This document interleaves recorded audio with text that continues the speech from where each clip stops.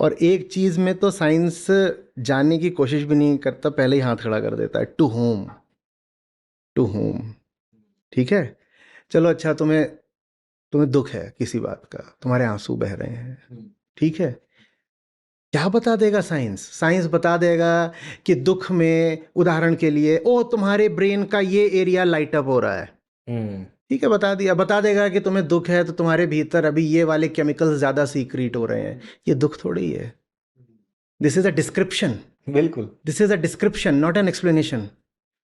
क्योंकि साइंस अपने आप को एक्सक्लूड करके रखता है सफरर से। साइंस अपने आप को उससे बिल्कुल बचा करके रखता है जो सारे फिनोमिना का एक्सपीरियंसर है, बिल्कुल बचा कर रखता है।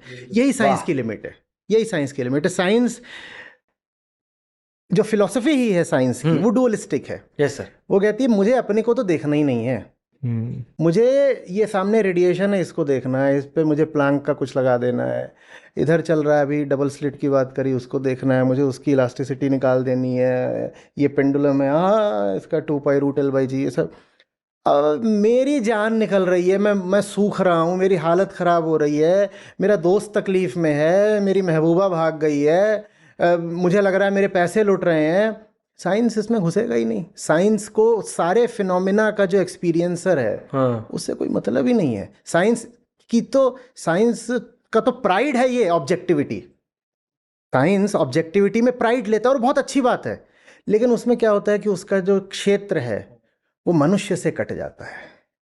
साइंस एक्सटर्नल सुपरस्टिशन हटा देगा, क्योंकि कुछ ऑब्जेक्टिविटी होगी तो जो बाहर आपने उदाहरण के लिए मान रखा था कि वो जो पेड़ है ना, इस पेड़ की जड़ें नीचे अमृत पर पलती हैं, तो साइंस डिमॉन्स्ट्रेट कर देगा कि बाहर भाई वहां कोई अमृत वगैरह नहीं है, वो ठीक है। तो साइंस जो एक्सटर्नल सुपरस्टिशन है उसको काट सकता है, लेकिन जो इंटरनल सुपरस्टिशन है, मैं हूं और जो मेरी इंटरनल सफरिंग है, साइंस ने पहले ही हाथ जोड़ लिया कि ये मेरा क्षेत्र नहीं है, मुझे इसमें जाकर कोई तहकीकात करनी ही नहीं है।